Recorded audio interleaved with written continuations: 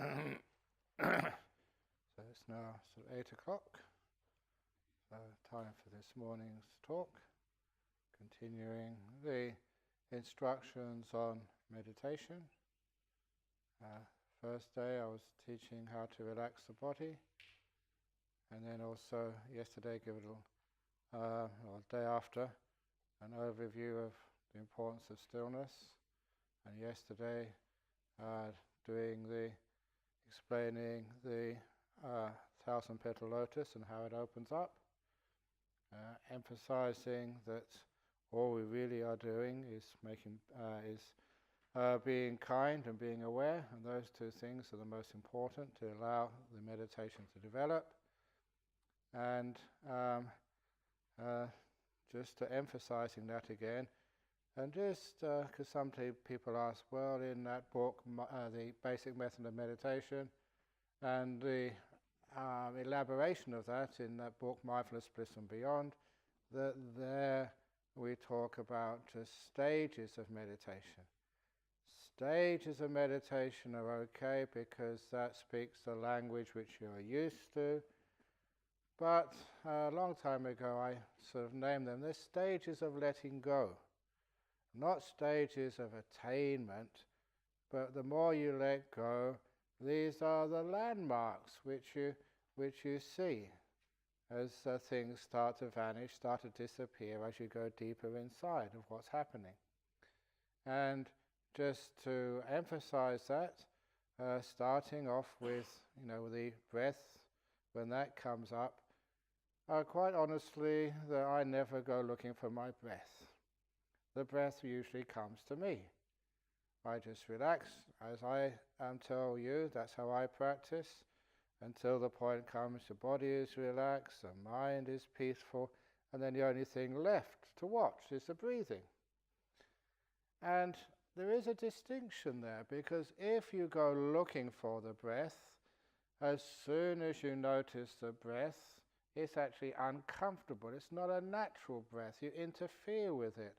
It's the nature of human beings that what we observe we tend to interfere with. And this is the same when we watch the breath. It's a little bit unnatural, first of all. So, okay, that's not such a hindrance, but see if you can relax it so it becomes a natural breath, soft and peaceful, not hard.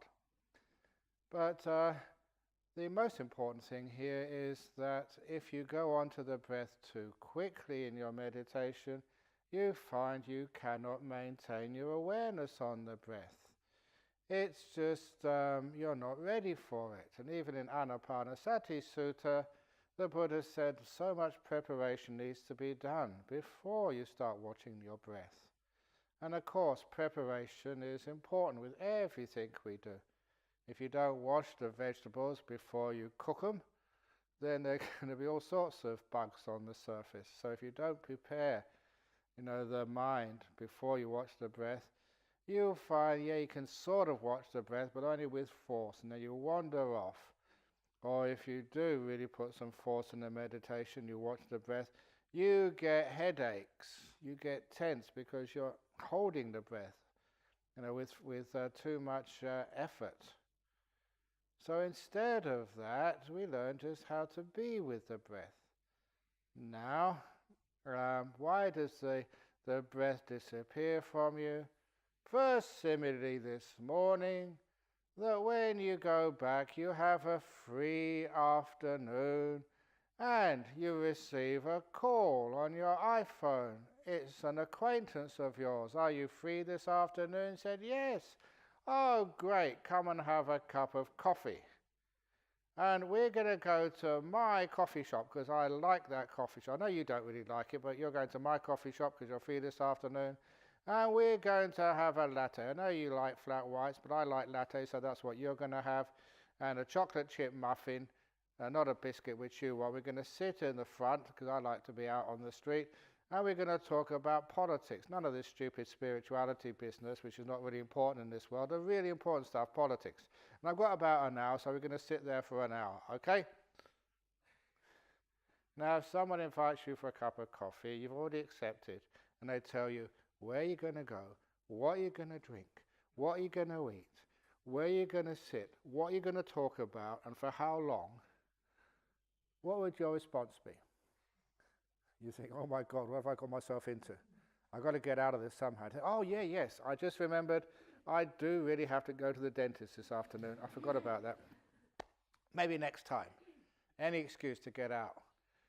And so as soon to keep your precepts, as soon as she hangs up, you ring up your dentist, make an appointment, keep your precepts.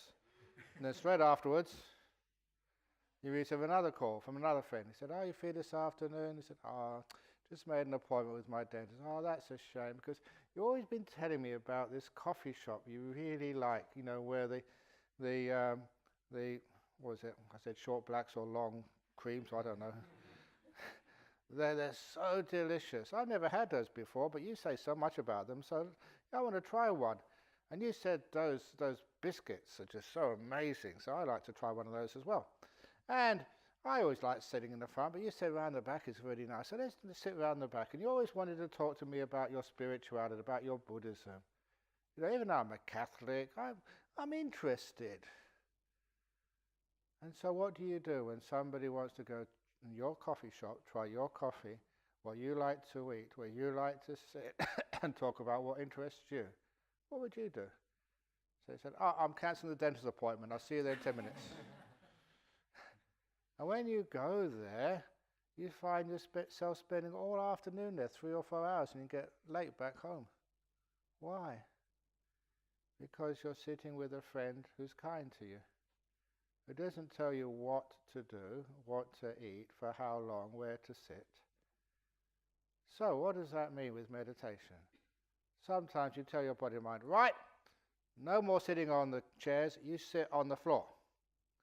And not at the front, at the back, because that's where I like you to sit. And we're going to sit here for 1 hour. You're not going to just watch what you want to watch. You're going to watch the breath, go in, go out. Just like telling you what you're going to eat, what you're going to drink, where you're going to sit, for how long. In fact, 1 hour. Not 55 minutes, not an hour and 5 minutes, 1 hour. You sit there. It's called control freak. No wonder your mind, oh, not her again. You know, telling me to sit down, watch my bloody breath. I'm not going to do this for her. And then, of course, it runs away.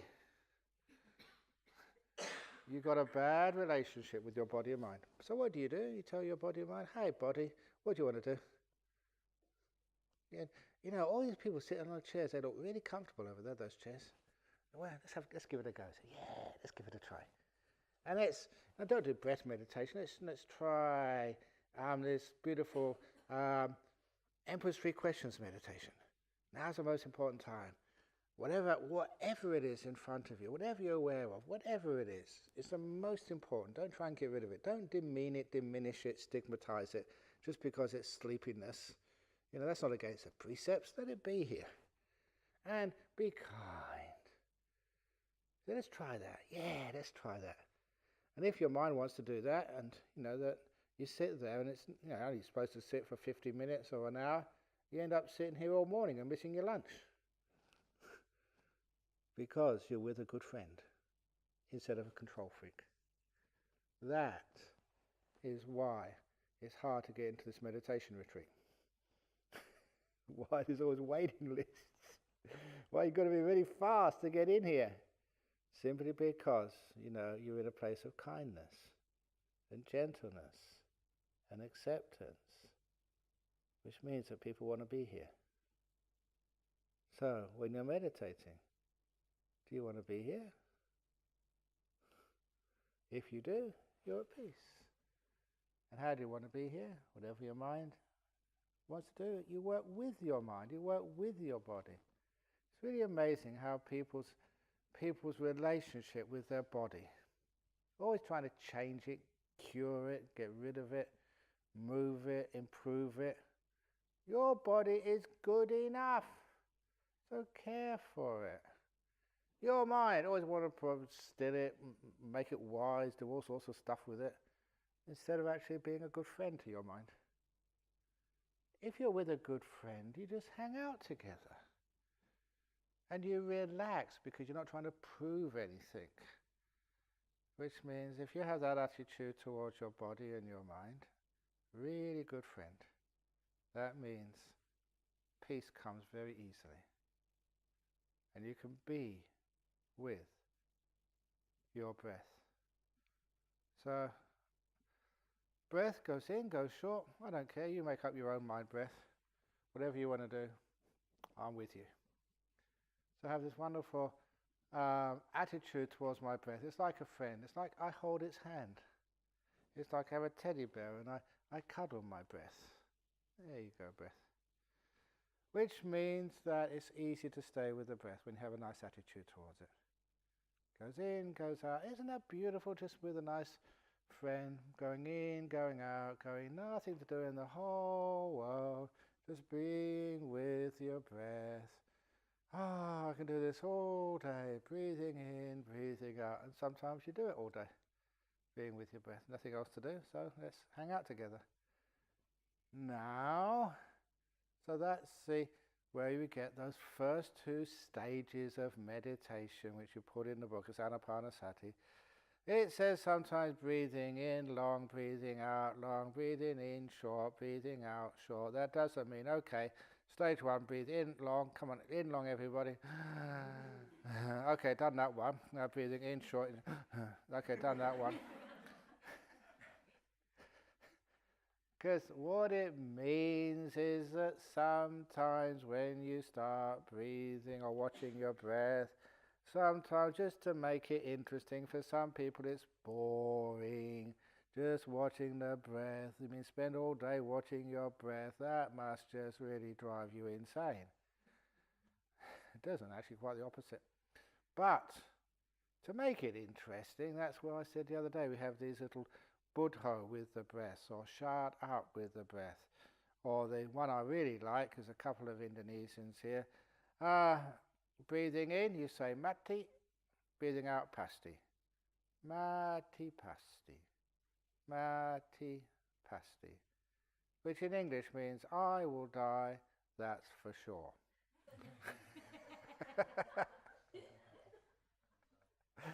And that's really good fun. So you're breathing in, I will die, that's for sure. You can't argue with it. Sorry? Yeah, you can't argue with that.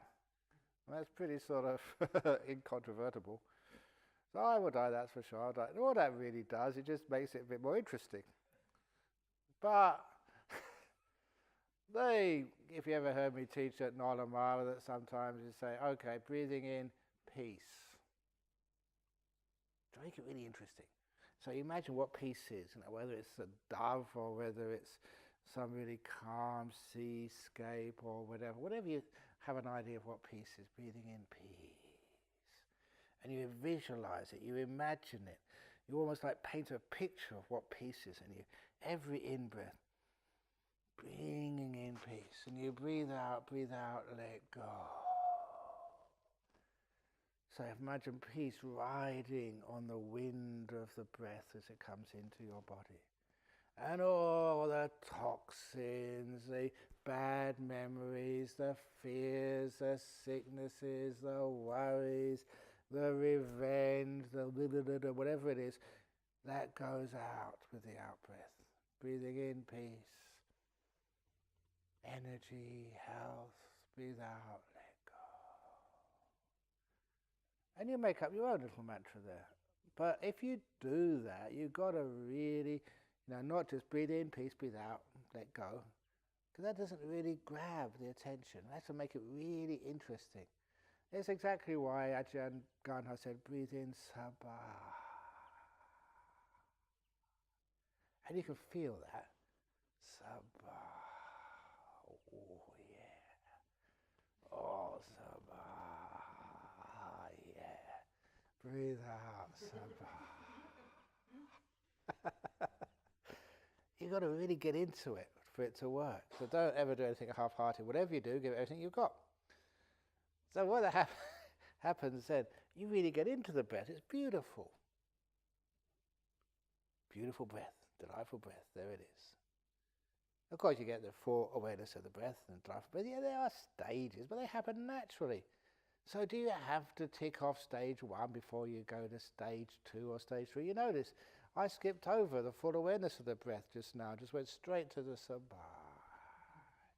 the delightful breath. Because with the delightful breath, you see the whole breath anyway. You just keep doing that.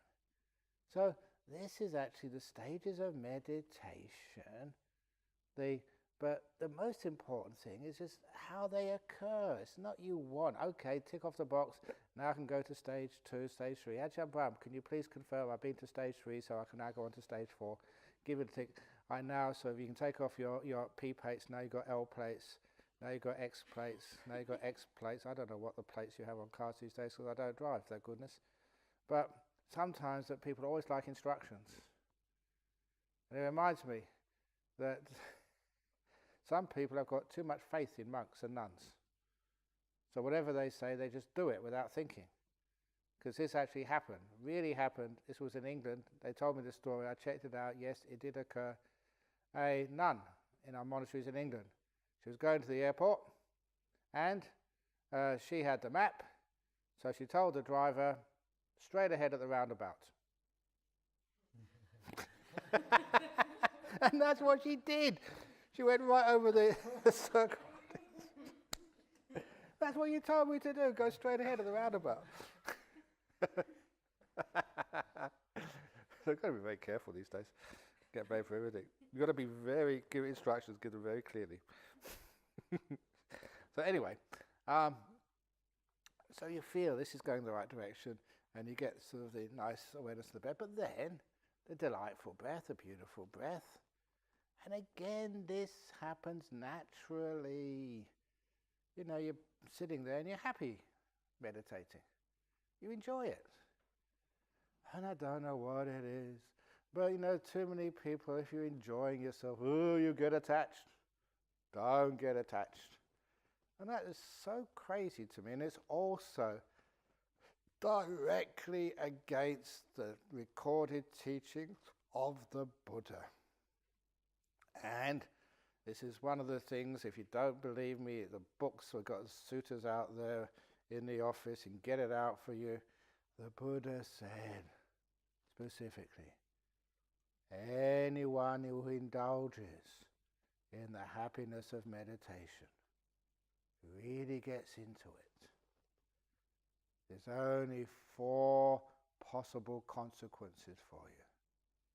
The only things which can happen if you get attached to the pleasures of the deep meditation. The first stage of enlightenment, the second stage of enlightenment, the third stage of enlightenment, or the 4th stage of enlightenment.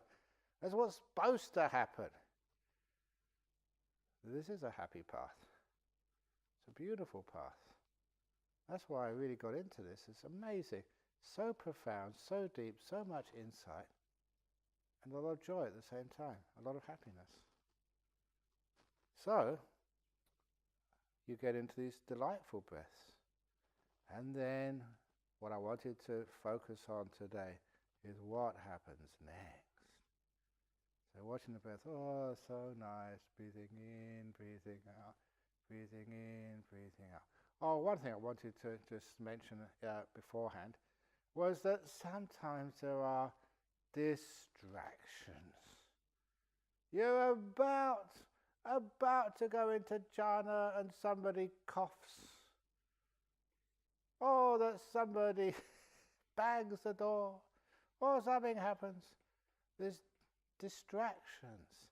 How to deal with distractions. Now this is a simile which I get from when I was in the aircraft and you had to watch the safety demonstration on the little screen in front of you on the back of the other seat. And many of you have done that. Next time, those of you who come from overseas or interstate and you're going on an aircraft, you watch that safety demonstration on that little screen, and you will notice that after a few seconds you can't see the upholstery surrounding the screen, nor even the little plastic border surrounding the screen. But your mind, your field of attention fits perfectly into that little screen, so you can't see the edges. It's as if you focus in.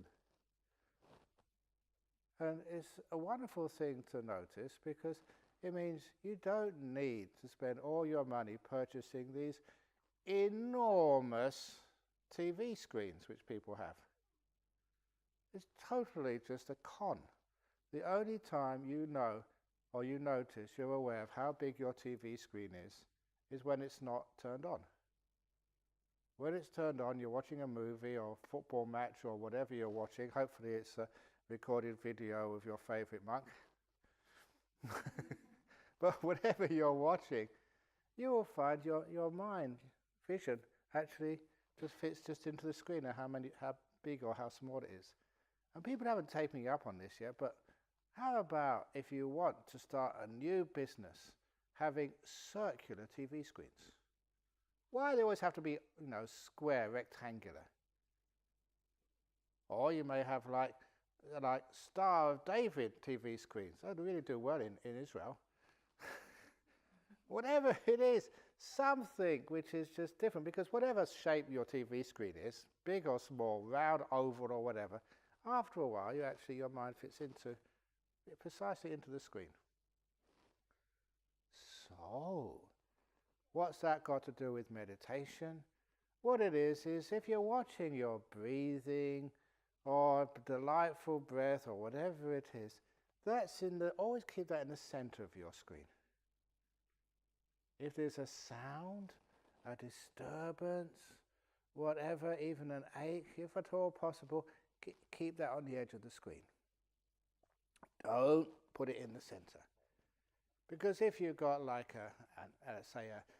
ache or an itch, if that comes to the center of the screen, the breath goes to the edge of the screen. And soon the breath falls off and you've just got this problem in front of you. But if you keep your main meditation object in the center of your screen, you sort of hear that sound, but it's over there somewhere. Yeah, you can feel that itch, but it's over there somewhere. It's not in the center.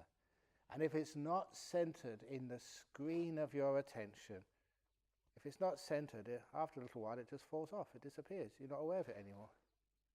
That's actually what happens. You may have an itch, an ache, or that story I said about the mosquitoes.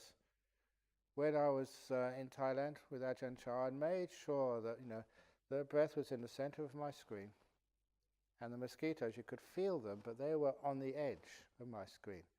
I wasn't paying too much attention to them. I wasn't giving them importance to bring them into the center. So they were on the edge, and after a while they fell off. I was not aware of them anymore. My radar zoomed in just to the breath, and the rest fell off that radar. That's how to deal with distractions. Don't center on them. Don't give them importance. Don't make them the most important part of the meditation. Just keep it on the breath. That's right here. That's in front of you. That's the most important, and it stays there. Now that's really crucial, because the reason why I brought it up was that you get to the next point in your meditation when the breath starts to disappear. And for many people, they get afraid. There's many times you come across fear in the meditation just because you don't know what's going on. Then this is weird. And so often people come up to me, interviews, and say, this weird stuff happened, is this okay? I say, of course it's okay, but this was strange. Yeah, it's okay. I've been meditating a long time, and it's just what happens. Weird stuff happens. When weird stuff happens, it's marvelous. When you're meditating a long time, you don't watch movies, it's great to have some interesting stuff in your meditation. So, sometimes you're sitting there, and one of the things which sometimes comes up is like your body is like crawling with ants. Just so sensitive. Sometimes you're sitting here, and you can feel this fragrant, like sandalwood essence wafting past you. You think, wow, heavenly beings have come to visit me. Or you think, oh, my goodness, it's not unpleasant, sort of the ants crawling all over your skin. It's just quite sort of interesting. But it's not that you got some sort of psoriasis about to happen. All it is as you become quieter and calmer, your awareness gets enhanced. So, the feelings in the skin become really sensitive. Not unpleasantly, but beautifully sensitive. fragrances, smells, you interpret it just as if like the most beautiful scents and fragrances just wafting there. It's not heavenly beings come to visit you, it's your senses are coming really, really sharp. And even sounds, beautiful sounds.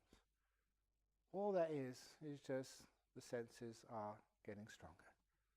And they usually disappear soon after that.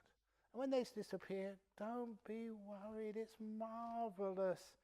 I say that because, there was one fellow a long time ago, he was a businessman in Singapore, and as soon as he started meditating properly, his hands started to vanish. You couldn't feel his hands anymore, and he came up to, he stopped meditating straight away. He said, I'm terrified. What's going on? Is this some sort of disease where I lose all my sensations? So come on, can you feel your hands now? Yeah, now, but it's only because I stopped meditating. It comes back again. Just let it go and enjoy it. But when you know, you've heard, hopefully from someone you trust, what happens in meditation, then I give you the instructions so you know, that's what it is, so you don't get afraid. And as you go deeper, it's much more happiness and fun. So you know this is going in the right direction. You know it feels really good. And afterwards, you only have positive things come out of it afterwards. So you no need to be afraid, but fear will come out. Just remember, okay, no fear, it's okay. So then what happens is you get to the breath starts to disappear. You're perfectly okay. You are breathing. It's just your mindfulness is just watching something a bit more interesting. Right now, can you feel your heartbeat? Most of you couldn't for the last half an hour, but you don't have to worry about it. Your heart will still be beating. Just because you're not aware of it doesn't mean it's stopped. That's all that's happening. Your breath is just, your awareness becomes much more refined. So what it usually sees then is this delight of the mind, the sixth sense. Once the five senses start to get very weak, the sixth sense, the mind, starts to become strong. The energy goes into that instead of the five senses. Now usually the really big nimittas, this is when you can really see the chitta, the mind, happens when the five senses are really, really subdued. But then people say, well, I saw a light, but I could still hear things and feel things. Yes, but whatever those five senses were pretty weak. So the explanation of that, these are the five senses, this is the mind. The five senses usually get all your attention, all your energy, so they are so strong that they dominate. You can hardly experience the mind. But as you meditate, in other words, you're not speaking very much, you're just only eating a couple of meals, you taste, for most of the day you're not tasting anything, eyes are closed, you're not hearing too many sounds, it's a peaceful place. You are subduing your five senses here. Not getting excited by movies and stuff. Everything is getting subdued. So as the five senses don't receive your energy, that energy goes into the sixth sense of mind, and what was usually so dominant, your five senses, start to be reduced in importance, in strength. The mind gets stronger until it starts to be about the same strength. And that's when you start to see lights, nimittas in the mind. You start to be aware of your mind. And once that starts happening, you see little lights, sometimes flashes of lights, and sometimes weak green nimittas, just the whole area is like not very bright, but there it is. And at that time, don't think, this cannot be a nimitta, it can't be that stage of the meditation, because I can still hear a few things. I can still feel my body, I can still think. Doesn't matter about that. Just keep the nimitta in the center, whatever it is, however it is, and just see what happens. You do nothing, you just be kind, be aware, and see what happens next. So that means that what's happening with the lotus simile, the lotus petal is opening up. The tiny little nimitta, a bit shy at first, it's just opening. And when it opens up, I don't know why it is, a lot of times people, they doubt. They think, this can't be a nimitta, it can't be a nimitta. It must be a flashlight in my face. There are no flashlights here. It must be the sun shining. Unless it's a certain time of the day, sometimes over there or in the afternoon, a lot of time there's no lights coming in here. I know these lights, that was a compromise with the architect. He said you have to have some lights. And I said, why? Cinemas don't have lights, dance clubs don't have lights, they have artificial lights, but he insisted. So we still got some lights up there. But it's high up. If you're meditating down here, they're not shining into you.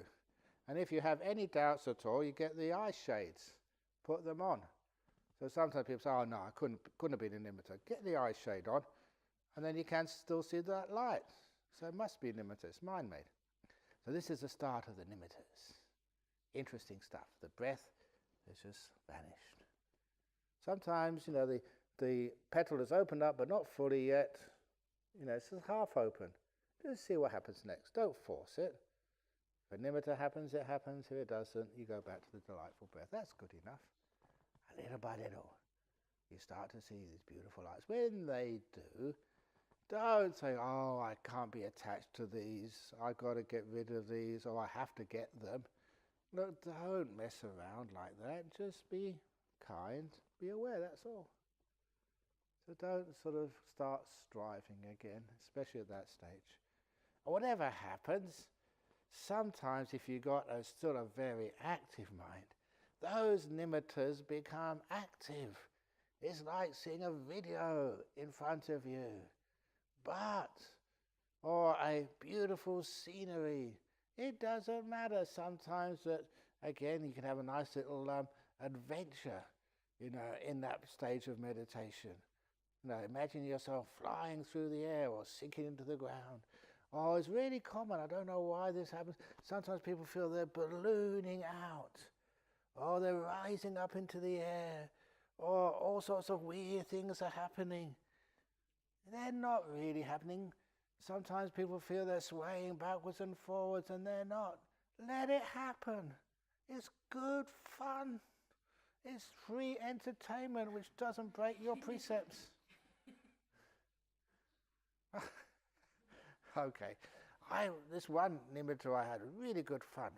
You were just there and you're imagining there was this other, a rishi, and we were doing this psychic battle, in these nimittas. Zap, zap, zap, zap, zap. Really interesting, good fun. But that only lasts about 5 or 10 minutes and it sort of, your mind settles down. Or, it's not fantasies. It's much more real than that. But whatever it is, just let it happen. Or one time, for those of you who are really scared, a slight bit of fear, and that's what you watch. But you can overcome that fear. Because one day, meditating, and just really peaceful, and the breath disappeared, and the nimitta which I got right in front of me was a monster. Big bulgy eyes, red on the outside, almost like coming out of its sockets. Really angry. And its mouth was not ordinary teeth, it was fangs, dripping blood. And around its neck was sort of a necklace of small shrunken skulls. And as tongue was coming out, it was going,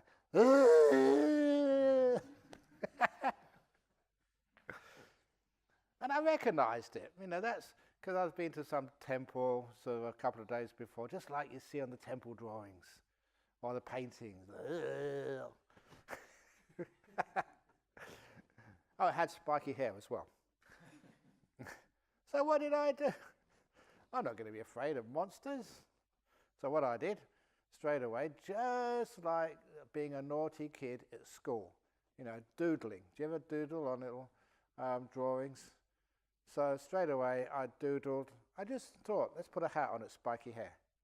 I had this lovely straw hat, of course with a little flower coming out. And its eyes were pretty scary, so I put a pair of sunglasses on, like the Ray-Bans I had in those days. So it's like the Elvis Presley of monsters.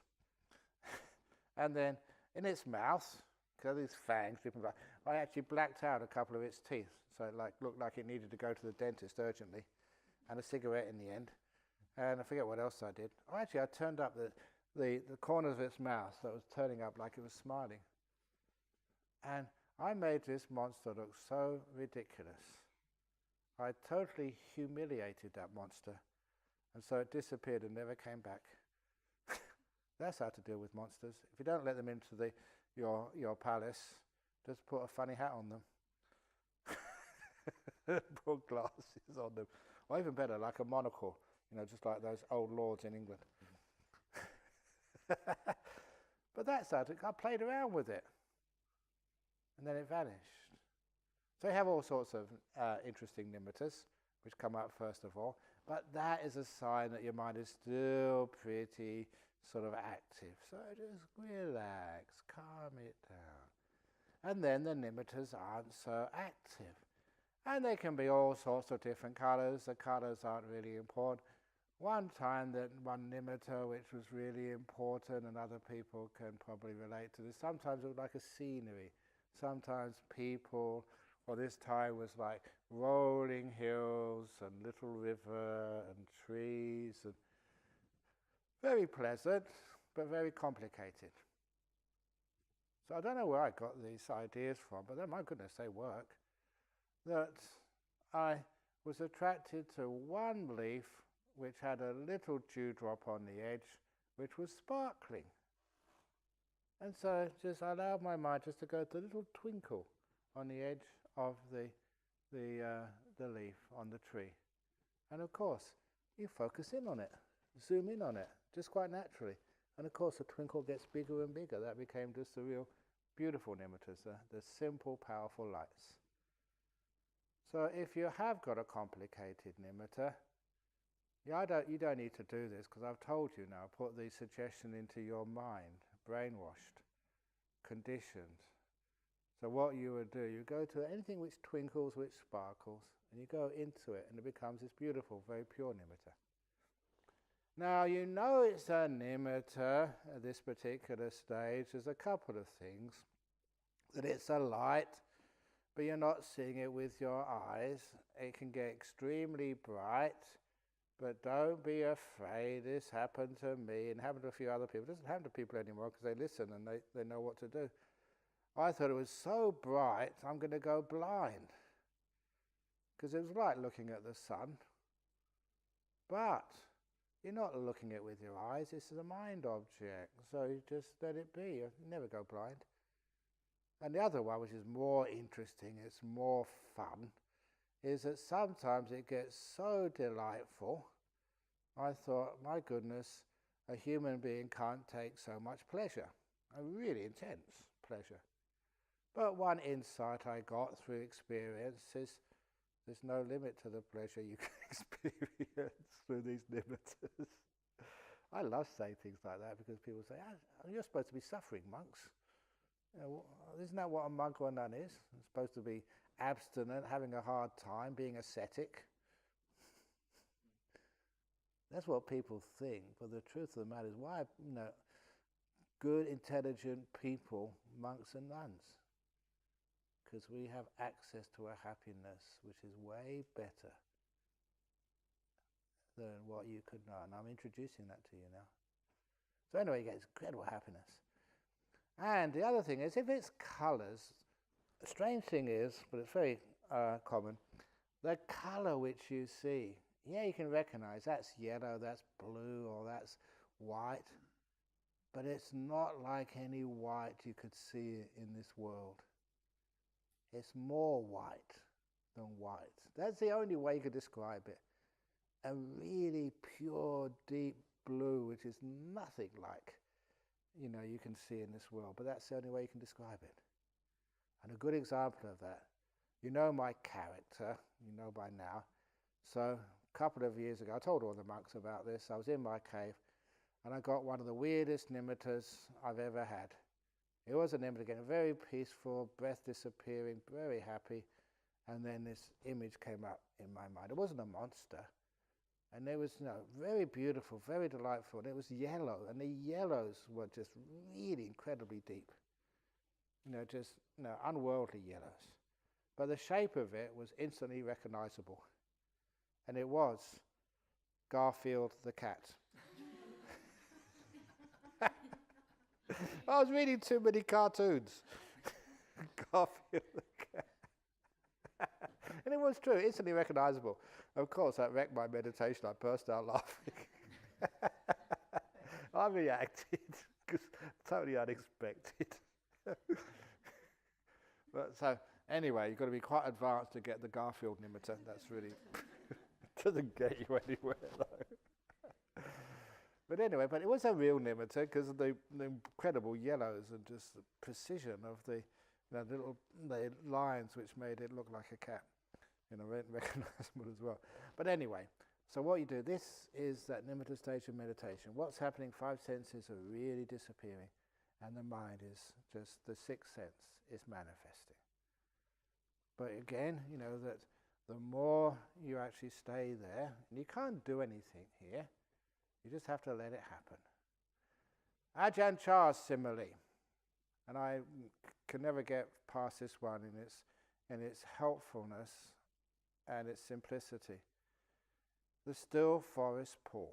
Now that was got as the name of a book, but the original simile of the Still Forest Pool, which I heard from Ajahn Chah's own mouth, was that in those days that monks would go wandering in Thailand, in the jungles, in the mountains, walking and just staying in solitude. So you could actually walk many, many places. And you'd always get something to eat the next day. Maybe not much, but enough to keep you going, on arms round. But we always try to get to either a river or a lake in the evening time, maybe mid-afternoon. Because if you're walking through the jungles, and it's hot, you get really sweaty and dirty. And I think I did about 2 or 3 days once, and I couldn't find any water. And you felt just so dirty and just so yucky because, had nothing to wash, and also very thirsty as well. So, you find a river or a lake, you put your mosquito net umbrella sort of maybe about 10, 15, 20 meters away from the edge of the water. Then you bathe, you filter some water for drinking, and maybe wash a robe, and then you sort of set up for the night. That was used to be common practice. I did that. And Ajahn Chah said that when he was doing his walkabout, that called it Tudong. It's actually the better word is the Pali word charika, the wandering monk. And so what he would do that, and then sometimes in the evening he'd keep his eyes open instead of closing them. Because when it came to the dusk, that's when the animals would come out to drink. And he said he would sit there in his mosquito net just watching the animals come out to play.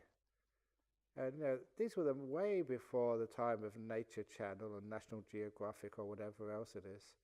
When people can have so much fun watching the antics of animals in the wild and they don't know you're watching them. So he would sit there with his eyes open and just watch them. But they would only come out if it was perfectly still. Because the animals would be far more afraid of human beings than human beings of animals. The same with the snake we have over here. The snake is far more afraid of you than you are of a snake. How many people are being killed by snakes? Very few. How many snakes are being killed by humans? Huge numbers. So that's why if you're very, very still, these animals come out, they don't harm you. And they just, you watch them play. It's really interesting.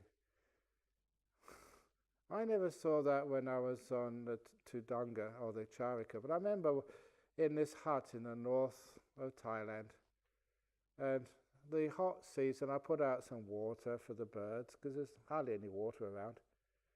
And it only took a couple of days, and the birds found that little bowl of water, just like Bianca's put out for the snake.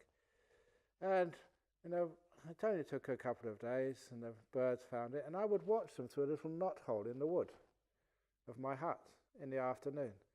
And it was fascinating, great enjoyment, because I would never expect this. This was in the north of Thailand, in the mountains, Medeng district, north of Chiang Mai. And there, after a few days, the birds, all different sizes and species, formed a queue. First come, first in. And they would queue up in a line. And it was just so cute. I'd never seen this in my life before. Big ones, small ones, all different species. And then the one would go in there. You've seen the birds, they wash, they flap around, drink a little bit, and just will do what they need to do, cool off, and then they fly away. And the next one would get in. All orderly and cute. But you'd wait long enough, and there'd be a bird who would just jump the queue. And all the other birds would get out of queue. They'd peck and beat up that sort of queue jumper until that queue jumper flew away. And then it was just so amazingly joyful to see them all go back in line again. All resume their place in the queue as they were before. And this was wilderness area, jungle, very close to the Burmese border. I've never seen this before. Even the birds knew how to organize themselves. So anyway, this is what Ajahn Chah used to do. He would actually watch them come out and play. But if they knew he was watching, then they would disappear. They would just go back into the bush. Even though they were hungry, the fear was too much for them. He said that was his simile for nimittas. You've got to sit very peaceful. If a nimitta comes out, it's like an animal coming out of the bushes to play by the still forest pool, your mind. But if you go, wow, what's that? Ah, frightened, they know. And the nimittas will run away again. So those of you who have flashing nimittas and then they run away again, that's what's happened. They come out to see and they know you're watching, so they go away again. You're not still enough. So you've got to learn how to sit there. And when the nimittas come, you just don't move. You don't say anything. You don't note. You just sit there like a statue and see what happens. And then they'll linger around. Anyone there? And then when they realize there's no one there, or they think there's no one there, they'll come out and play. And you watch these incredible, beautiful nimittas playing by the still forest pool of your mind. And Ajahn Chah would continue on. This was a brilliant part of his simile. He said sometimes after the ordinary animals would come and play with their cubs, mess around, then when they sort of had their time in the pool, then these animals would come out. He said he never was told that such incredibly beautiful, rare animals existed. Very few people had seen them because they were so shy. When they came out, if you even moved, they would know. They'd run away again. So those were the jhanas. Coming out to play by the still forest pool of your mind. Brilliant, amazing, but you had to be that quiet, that still. Don't move. You said, wow, this is it. Oh, I've blown it again. And that is a beautiful simile which summarizes Sutta number 128 of the Majjhima Nikaya, the Upakalesa Sutta, a whole discourse of the Buddha about how to overcome the obstacles to the nimittas. And once those nimittas start to get very strong and stable, that is just the, what is it called, 9th, 10th, 11th stage of Anapanasati.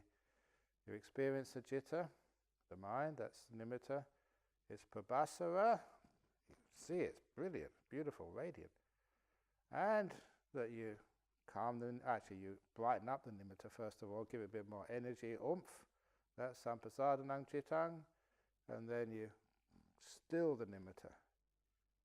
So it doesn't move, because you're not moving. And, okay, little personal anecdote. You know, for me, it's easy to, it was eventually you get those nimittas coming up, regularly, but they were always moving. They could never be still enough to take you into jhanas. And I wondered, what's going on here? And it was just so difficult. And a very simple little insight, because that was the area you were sort of investigating. Why is my nimitta always shaking, moving around, never stable enough to really develop?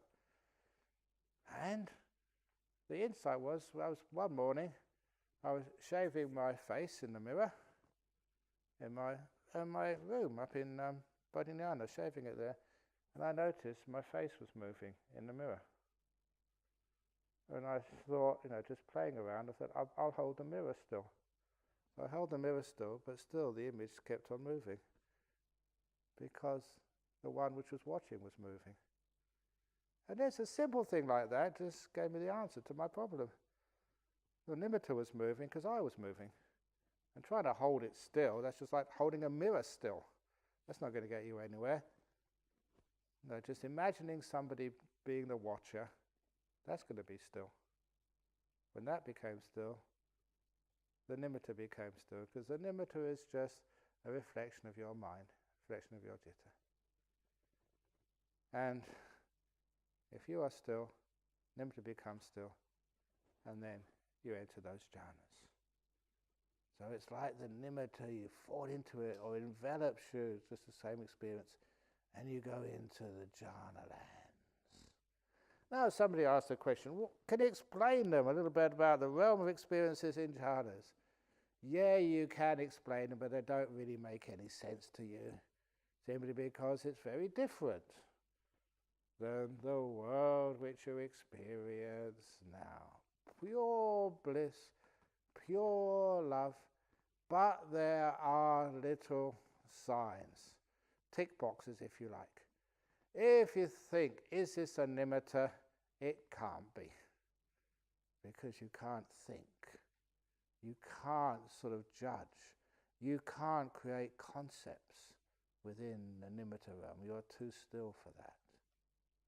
Even in the nimitta stages, in the jhana stages, it's far more refined. But in the nimitta stages, if you say anything, wow, this is interesting, of course, the animals vanish. They know you're watching. So in the jhana stages, you're totally without thought.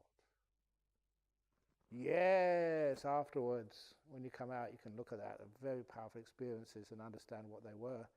But within them, it's too simple, too still, but very blissful.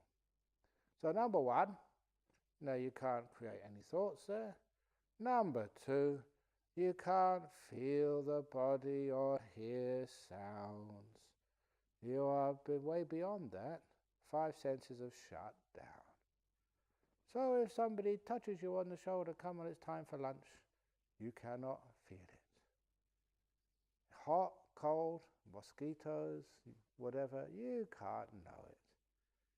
The gong goes, you're just sitting there. A nice little story, anecdote.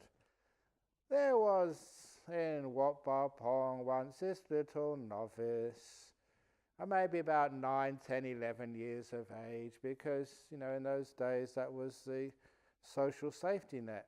Too many kids in the family couldn't support them, they'd make them be a novice.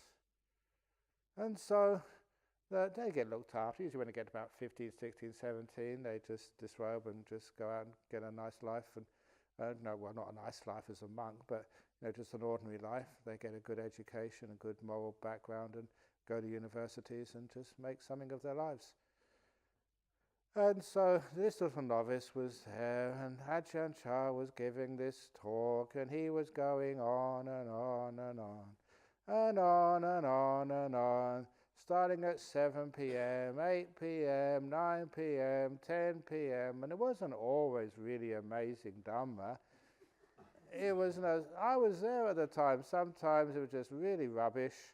And I say that with greatest respect to my teacher, because every now and again, just like, when you're digging in the ground, mining, then you find a diamond or you find a bit of gold or something. It's worth it. Just for that, one little nugget of gold with about 3 hours of rubbish.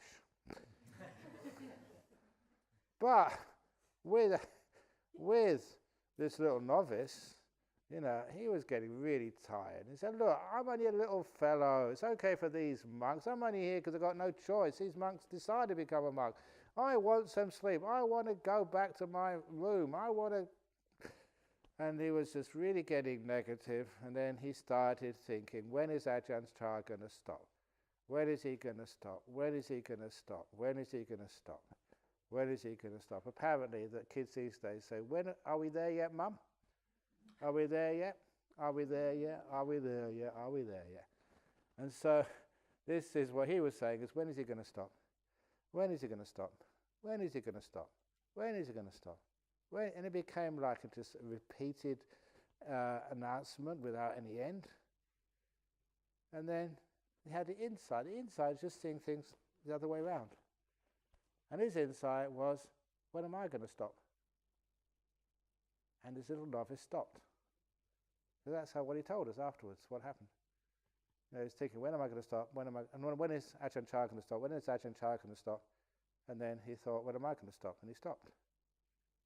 Because when he opened his eyes, it was early in the morning. The sun was up. The monks had gone off for alms round. And he'd been sitting there for hours. He hadn't heard, the ring of the bell, the chanting, or the monks get up and go to bed. And he was just sitting there, the happy little novice, first time in a jhana. And that's what happens. You don't hear anybody. You just sit there, perfectly happy. So he stopped. That's what it is. So when it is a jhana, you don't hear anything. You don't feel anything in your body. But my goodness, you're having a wonderful time inside. Really blissed out, happy time with no meaning anymore. So that's what happens in the jhana. Beautiful, wonderful state to be in. And then you say, well, so what? A nice time, yeah, but so what? Number one, health problems, they get zapped. So I'm not quite sure why this is, but it seems to be, because I've seen this too many times, that anyone who really does get into a jhana, it's amazing just how the body just balances itself and you get incredibly healthy afterwards.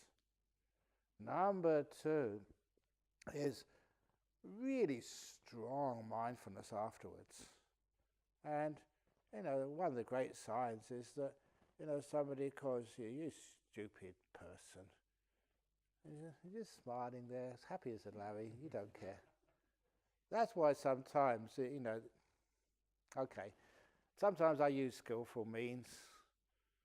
Somebody comes along and they say to me sort of, they've got a jhana. I'm not really sure whether it was or not, and I look at them and say, look, you're a lay person. You're not really even a Buddhist. You haven't given any dana. People like you can't get jhanas. And I just look at them, see how they react. And say, what are you talking about? That's discrimination. I say, okay, that wasn't a jhana, sorry. It's only a trick. Sometimes I'm not really good at offending people. I try my best sometimes. I need some more lessons. But what you do is, just try and poke them a little bit to see if they react. And if they react, that wasn't a jhana. If it's a jhana, it's just so peaceful, just floating on air. And the nearest thing which I can describe it as is just, I don't know if you probably don't remember yourself because, it's just too close to you, but if you've ever had sort of like a good friend or maybe a sort of a daughter and they've just fallen in love. They say, Mummy, I've just met the most beautiful guy. He's wonderful. Oh, he's lovely. I'm in love. Was that convincing? Probably not. But you see that, it's just crazy sweet, and nothing can upset you. You just, you're high, and people say, they wouldn't love a person like you. Say, oh, but he does. But what about your homework? Oh, who cares about homework? Where are you going to live? Oh, who cares? Love will conquer all. You're totally beyond criticism, upset, anger, or anything. And that's the closest, which I can say is when people get the jhanas. Oh, I don't know. I have my jhana. Oh, so lovely. Wow. That's really quite sweet and cute when that happens, because they're just really happy, very high. Nothing can upset them. 5 hindrances are gone for a while. And that is where you can start to get really great insights. Now, the fact, what? You mean you could actually live without thinking? Be so incredibly still? That, that your body, it's just not there. and you're having the time of your life? Yes. Why? This body is suffering. Oh, come on, Ajahn Brahm, you've been a monk too long. Get a real life. Come on. So, haven't you been to see Niagara Falls yet? Have you seen the Great Wall of China? You haven't lived, Ajahn Brahm. Oh, come on, that all sucks. You know, if you can let go of your body, now that is really impressive. There's much more happiness than anything else which you can get in this world. Totally free. Jhana told you what suffering is. So what the benefit of that? Number one, you're never afraid of death anymore. What are you afraid of death for? This body just gets older and sicker and more painful, more difficult to get up. You know, just more things you can eat, you can't eat. More times you have to get up in the middle of the night to go to the toilet. Oh, that, if you haven't got there yet, that's coming. So, why? So when we realise that, so just like in the wise words of, what is it, George Bush? Bring it on. It was, I don't know. He said, who said that? Bring it on. Nike. No, that's Nike is, well, Nike is just do it. Yeah, bring it on or something. Anyway, whatever. So you're not afraid of stuff anymore, especially of the world. So, you know, you get a huge amount of insights. But later on, say the insights into just non-self. Did you do that? The jhanas? No, of course you didn't. That's why I asked the question. Keep on asking me. How many years of practice did you first experience jhana? How frequently do you encounter them now? And what? Okay. Honestly, I have to be open and honest with you that I cannot do jhanas. Are you shocked? Ajahn Brahm, you know, I just cannot enter jhanas.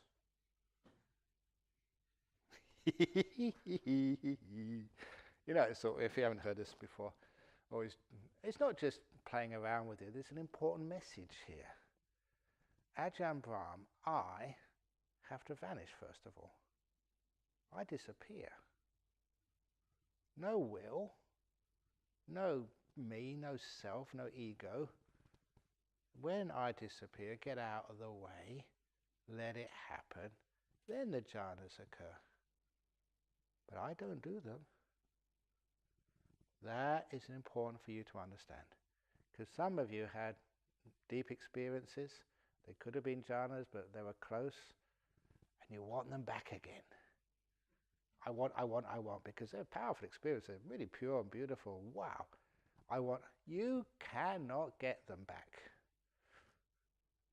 You cannot make them happen. You've got to let go, get out of the way, abandon, renounce, and then they happen. So this is an important point for those who experience jhana somehow or other, sometimes just by mistake. You didn't really intend to, but there it was. But when it does happen, you remember, I'm not there when it happens. Disappear. Your mind, there's mindfulness, but there's no will, there's no control, there's no doing anything, and you come out when it's ready, and then you understand. You don't achieve jhanas. That's why they're not called achievements. Stages of letting go. Stages of disappearance. The art of disappearance. Vanishing. You going. So that's why we don't have little medals. First jhana medal, second jhana medal, third jhana medal, fourth jhana medal. Stripes.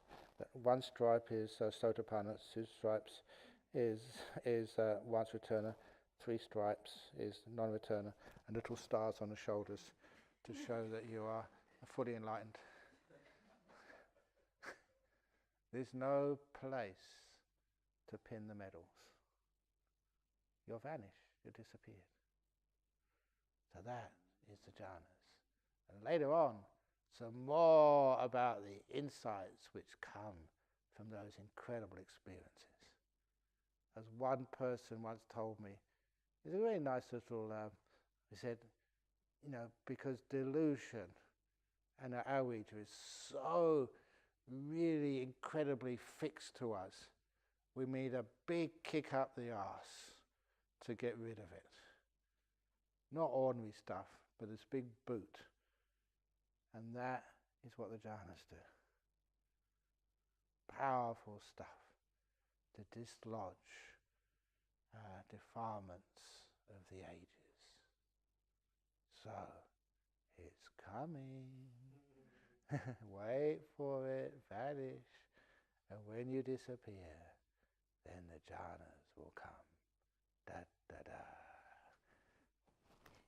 Sadhu, sadhu, sadhu. Very good. Hee hee hee. Okay.